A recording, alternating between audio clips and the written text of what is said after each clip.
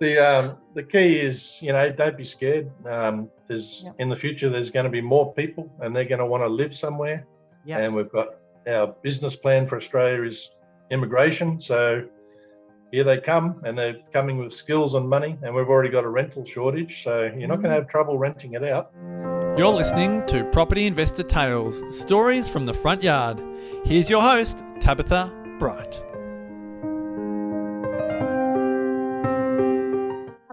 Welcome to Property Investor Tales, stories from the front yard, where I get to speak to property investors from around Australia about their investing journey. My name's Tabitha Bright, and I'm the head of coaching here at Positive Real Estate, where we help people build wealth through property. With over 8,000 clients across Australia and New Zealand, there are some incredible stories to tell, which hopefully make your investing journey that little bit easier and will inspire you along the way. So my guest today is Geoff McGuinness, and we cover how to reform your procrastination, dealing with the fear of debt, which of course all falls into part and parcel of the fear of procrastination, and the power of coaching to get a fantastic result. So enjoy this conversation with Geoff. Hey everyone, welcome to today's podcast. I'm very lucky to have Geoff McGuinness with me here today. He's one of our clients here at Positive Real Estate, and he's going to share some of his wisdom. He's had some lessons around procrastination that I'm sure all of us can relate to, and he's going to share some of his stories with me today. So welcome to the podcast today, Geoff. Thanks, Tab. How are you, mate? I'm good. Now, you started in the mentoring program quite a number of years ago with one of our original coaches, David, his name was. We used to call him D. Neza as a bit of a nickname for him, the Nebuchadnezzar. And you were telling me a funny story about when you first caught up with David. He did the interview to talk to you about the mentoring program, and what happened? Yeah, basically we met in Broadbeach over a cup of coffee, and he explained everything to me after I'd been to one of the seminars there, one of the information nights, and I told him where I was at, and he promptly said, "No, you're not ready." and I'm like, what the hell? I'm trying to pay you money here and learn and invest. And he was very upfront and very straight with me, and much to the credit of him and the business, I think, because, there's a lot of businesses that will just take your money. Yep. And he was right. I wasn't ready. And I've been a member now for 7 or 8 years, and it's only really the last probably 2 years I've really got going. Yeah, amazing. I knew I was with the right team from that point. So we sent you off to sort some stuff out, obviously, and then you came back again and progressed the membership from there. Is that what happened? Yeah, that's correct. I was I'm in mining. I work in mining, and the jobs were a bit iffy at the time. There was retrenchments going on, and he was pushing me to buy in Sydney, which I didn't do, which I very much regret. Penrith deal. If I had done that and a few others, I'd probably be no longer in mining. But anyway. Look, I guess sometimes we have to sort stuff out in our own heads, don't we? And I mean, I think I had a big fear of debt. Obviously, it was higher than what it is now, the interest rates and so forth. But yeah, I'd always had the mentality of smash debt out, knock it down, own it. Yeah. And you guys are the other way. Use it, leverage it, use it to your advantage. Use other people's money and basically effectively rent it for a higher return. Yeah. Absolutely. So, I've gone full circle on that. Probably sitting at about 1.5 million now. But anyway. And your rents and everything would cover that nicely, I imagine. Yeah. I've got a place in Palm Beach. Originally, They told me it would rent for around 500. I got 6 for it without That's any. awesome. We bought a house in Blackwater where we work and live. We were renting that out. That was covering itself, but now we've moved into that. So that's our principal. Yep. And we've got a off the plan for Fitzroy North, near the racetrack there, that one. Yep. Can't even think of the name of it now, but anyway, it escapes me. And we've just bought a off the plan in our super fund at One Earl Lane. So yeah, we're quite excited about that one. That one looks awesome. Yeah, that's a Brisbane one. It's very much a like absolute blue chip. That's what I liked about it. And I didn't even realise half of that when we were looking at it originally. I'm pretty naughty. I don't read everything. I just flick through things, but you know, I was confident in who I was buying from and what the product was. But then I sort of put the expression of interest in. I was second. I was amazed by that because I'm out in the bush here. So I got the one I wanted, and awesome. we've had some problems with contract naming and that, but we're on top of that now, so it's all good. We're unconditional. So Oh, congratulations! So a bit of it's not always easy, but it's worth the hard slog, is what I'd say. Because it is essentially building a business on the side, right? And so it comes with its areas where you have to grow as as a person. There's education you've got to do, there's stuff you've got to understand, there's levels of discomfort and uncertainty that you have to overcome. And when you and I were first talking, you were saying that primarily you joined initially for the education. That's correct. So take me through that. I make a lot of time to watch all the podcasts, yours and especially Sammy's. He's my favourite. Isn't he wonderful? Try and catch up with Jace every morning and on Fridays, of course. If I miss them, I usually go back and make sure I watch them all. That's great. Because even though quite often it's saying the same thing over and over again, it might take 6 or 7 times to think into this big skull of mine. So we're all the same.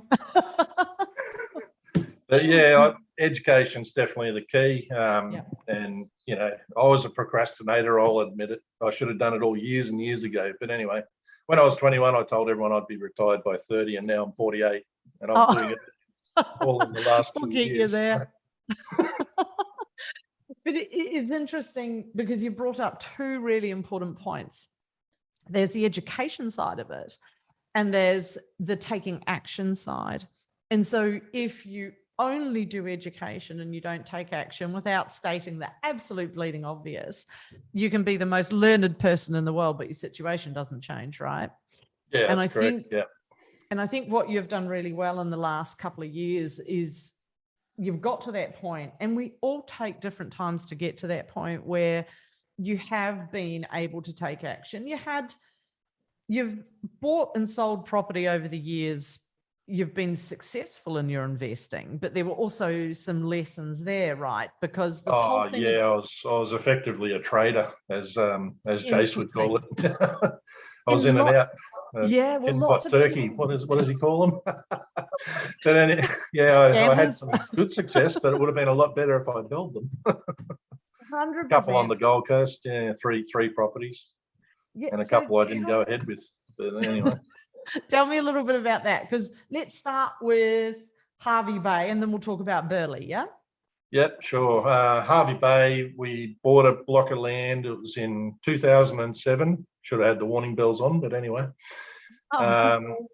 We just went for a drive up the coast, and we came into Burham Heads, and we found this little estate on the beach, and we thought, this is pretty good.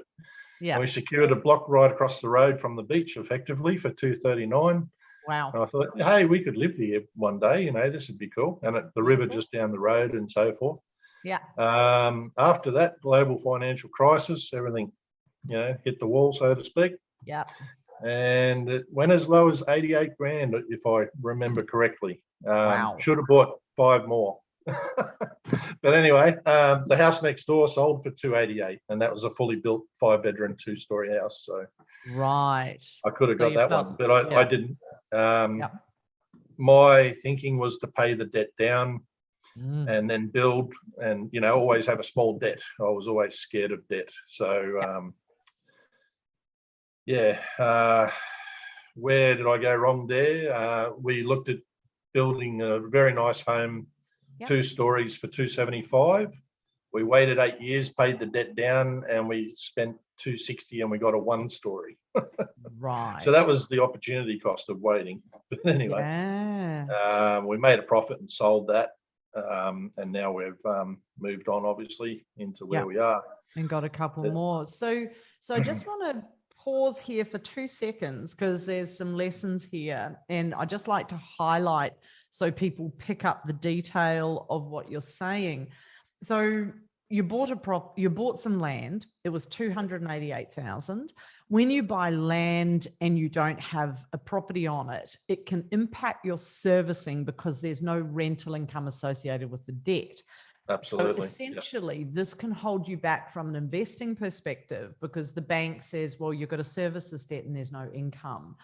So it's often a challenge for people when they hold land without the corresponding house on it. So just something to be aware of. Secondly, you bought it at 288. The GFC hit. Yeah, 239, but the property, 2009. The property plummeted in value, probably in a relatively short time, down to around 88K. Yeah.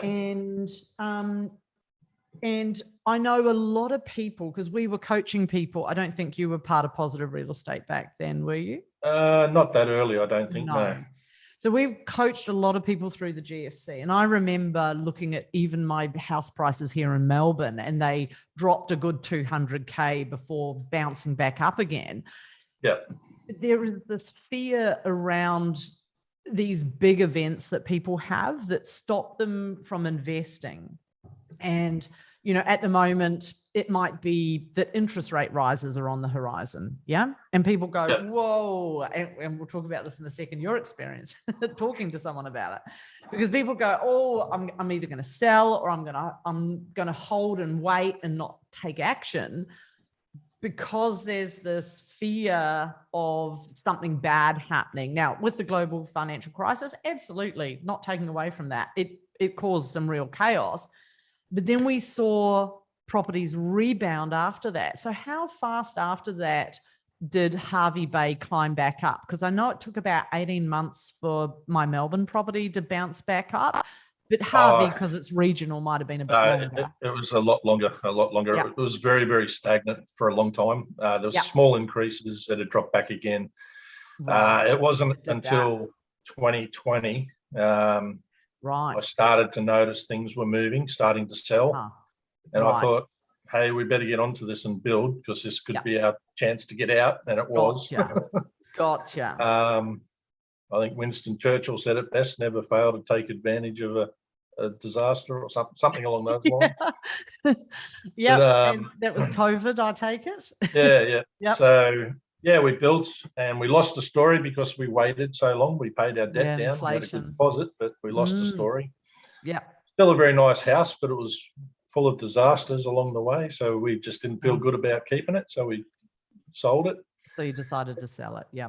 Yeah. And we've used that to springboard into 3 other opportunities. So Oh, that's fantastic. So congratulations on taking action. And sometimes we do buy a property that, for whatever reason, at the time seemed like a good idea. And as much as we embrace the buy well, never sell, sometimes with the information we have in the moment, our goals, our expectations, markets change. And so we do need to rationalize our portfolio, which is what you did. You took action, you sold at a time that there was advantage to selling. And now you've been able to go out and buy another 3 properties because of those decisions, and you made your money back plus some, which is a fantastic result. And even just the one in Blackwater, we're not recommending buying in Blackwater. It's a mining town, but I live here, I work here, I get paid to rent or buy, Right. so it makes That makes sense for me. sense for you. I had to Yeah. twist Megan's arm a little bit to understand it, but she's on board now. But she says, as soon as it doubles, you're out. But yeah, we only borrowed 108 because you've got to have a 30% deposit out here. We bought for 155, borrowed 108. I've already got it down to 52. Ah, amazing. And that was only December, so I'm smashing it out. Oh, wow. Okay. So Yeah. fantastic result. And then tell me, because you also had a unit, I believe, was it, in Burleigh? Yep, that was back with my my lovely first wife. Oh. She's long gone now. She's we bought it for 100. What was it?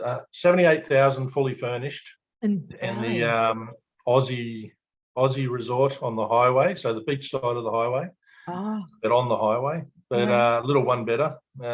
You'd literally go out the door and 100 meters to the beach. So world famous Burleigh Beach. Yep. Can't go wrong. And I knew that. I knew it was always going to be, a winner. I was just comparing it to Bondi, and yeah, makes sense. But yeah, a year or two later, divorced and sold it for 110, and it took all of 5 minutes to sell it. And I knew straight away that was a mistake. But anyway, now they're 300-400 odd. But yeah. Wow. Yeah. It's the magic of holding property. Like if you can hold it, and it's in a good position to hold, it will always far outdo. Like all of the people I talk to I've coached people in property for 15 years now, and there are common themes that come up again and again and again. And one of them is definitely regret around selling good quality property. Yeah. Like I had another two as well. There was one in Chevron Island, which we bought for, I think it was like 140. We sold it for 240. That one I went halves with Dad on. Yeah. But that's like now 450, and it's been renovated. It's 450, getting 500-600 a week.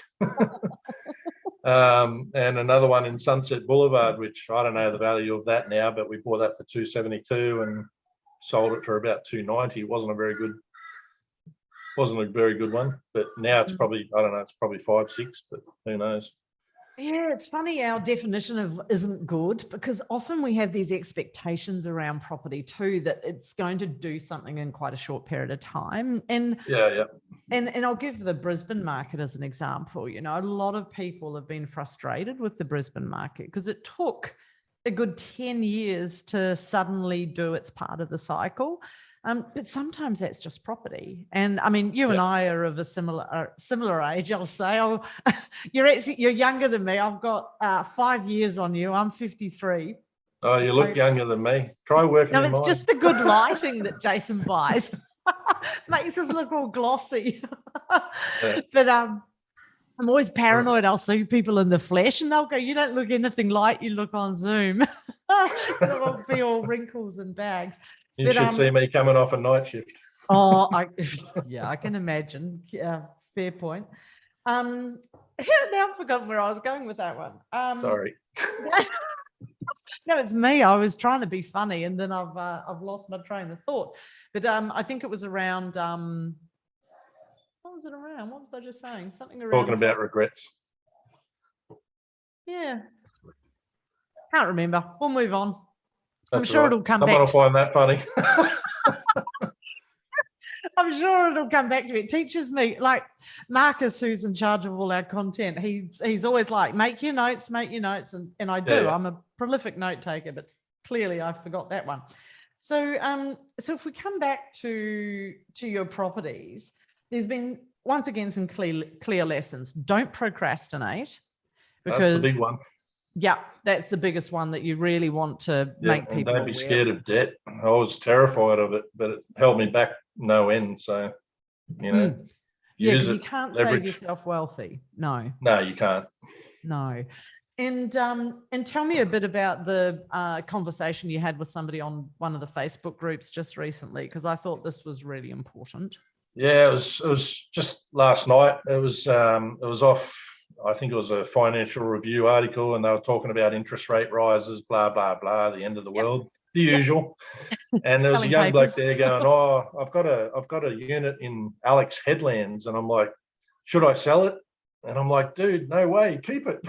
They're not making any more of that, you know? No. And he sent me a DM, and we started chatting, and I, you know, I had to say at one point, hey man, I'm not a coach, I'm not a financial advisor. This is not financial advice. This is, you know, friendly opinion. Yeah. But I basically said, mate, how much did you buy it for? What do you think you can get it for now? And he said he bought it for like $240 or something, and it's now worth $575. And I said, mate, it's costing you next to nothing to keep it. He was getting $460 a week rent for it. I said, you can probably put that up. Just keep it. Like, why are you selling? And he says, oh, I just don't want to be in debt, and the real estate, they're hassling me. And I said, mate, only one person makes money out of selling. What do you reckon their motivation is? Like, they're going to make 15, 20 grand out of you, and then you're going to have nothing. So you're going to have to buy back in, then you got the costs of that, stamp duty, la-di-da-di-da.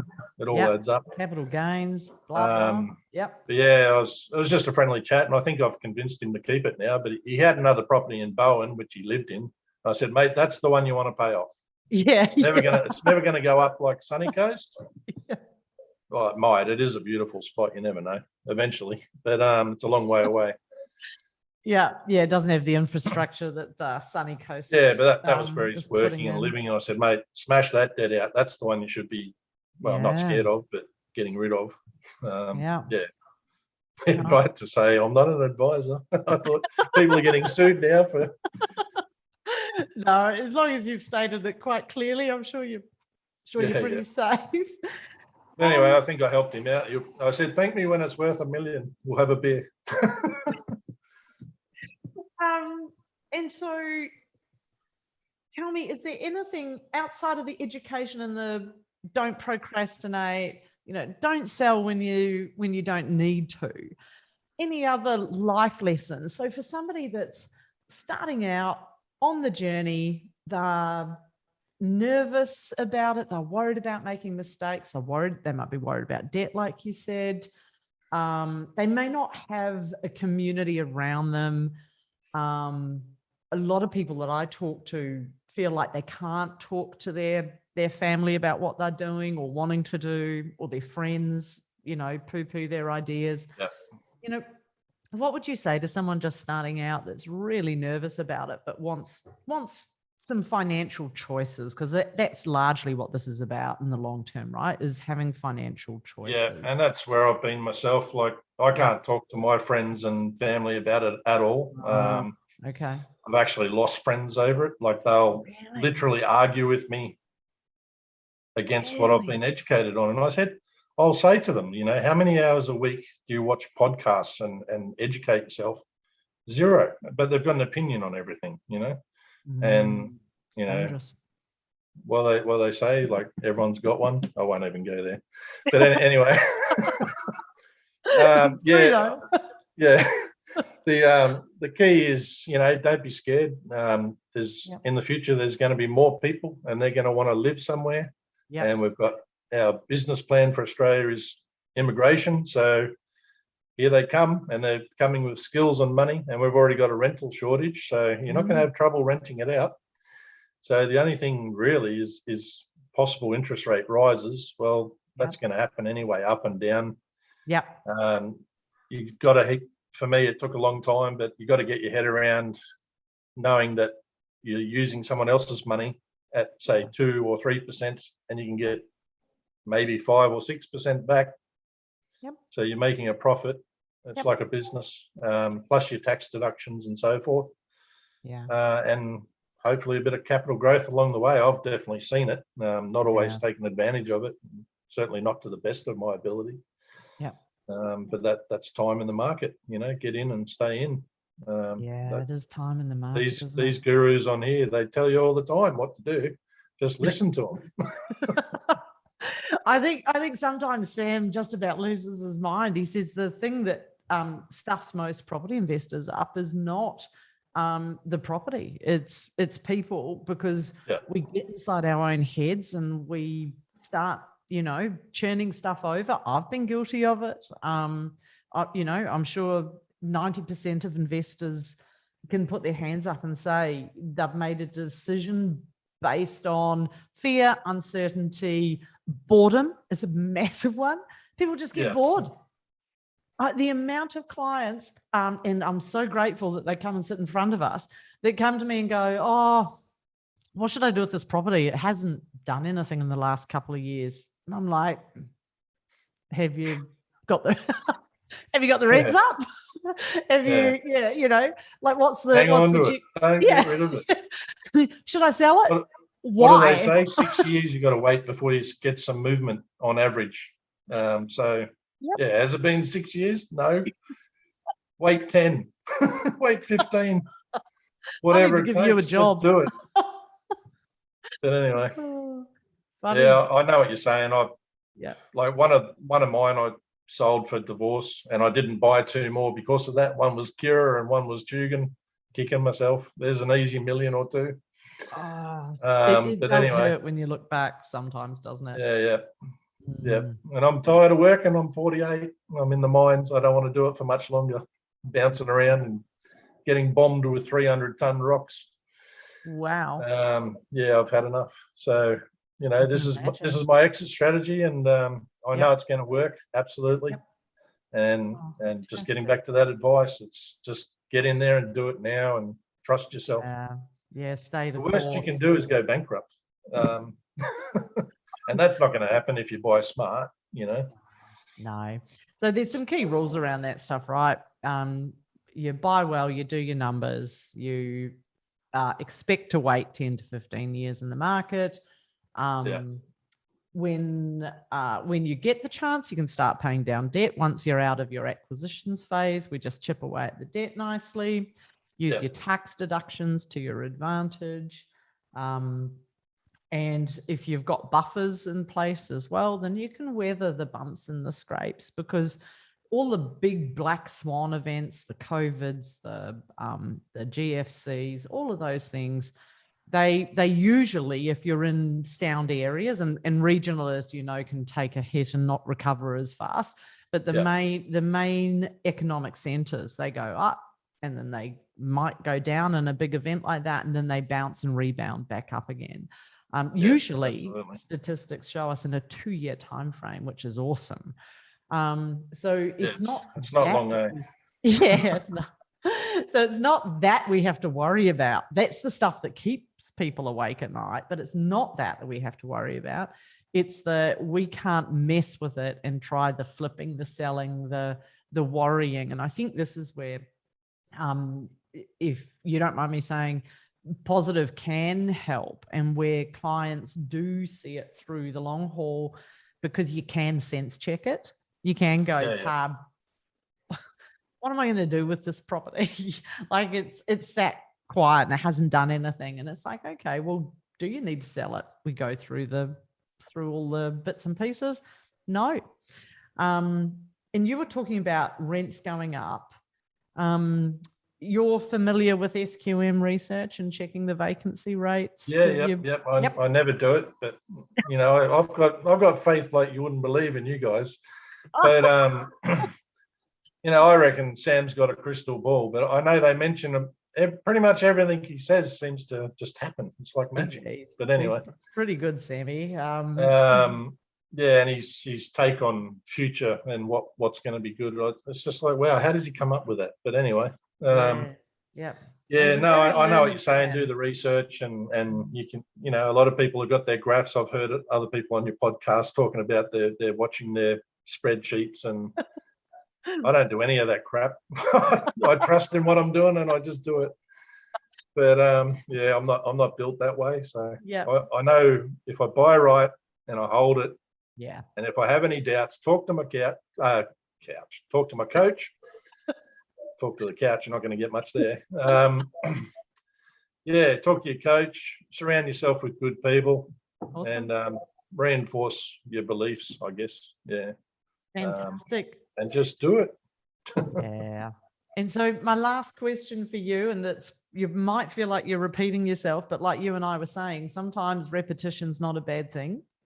So my last question for you, sir, is if you could go back in time and meet young Geoff, so he was 20 years old and he was wanting to retire at 30, what would your advice for Geoff be today? What would you say to Geoff? I think I'd grab him by the throat, smack him around a bit and say, don't listen to anyone. Do what you said you were going to do. Believe in yourself. Believe in yourself. Yeah. Don't be scared of borrowing. Yeah. Don't listen to the negative naysayers, the ones that aren't there to help you. So true. Surround yourself with people that are there to help you. Yeah. Even if they say no the first time. Persist, as I did. Yep.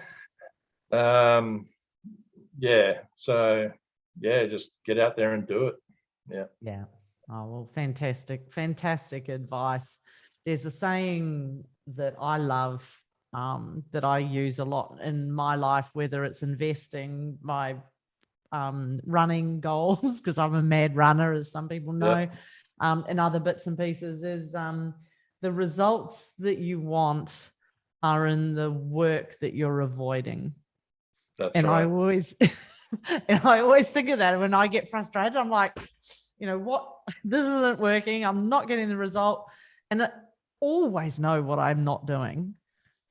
It's you always know in your heart of hearts, and sometimes we allow other people to take us off track because it's more comfortable, it's easier, and it's sometimes not as stressful. But investing, as it's about building that muscle. It's like going to the gym and building the muscle around learning to overcome some of those fears, and it builds confidence as you go. I mean, Geoff, it's like when you look back at what you would have been comfortable with at 20 versus what you're comfortable managing today, it's it's worlds apart, right?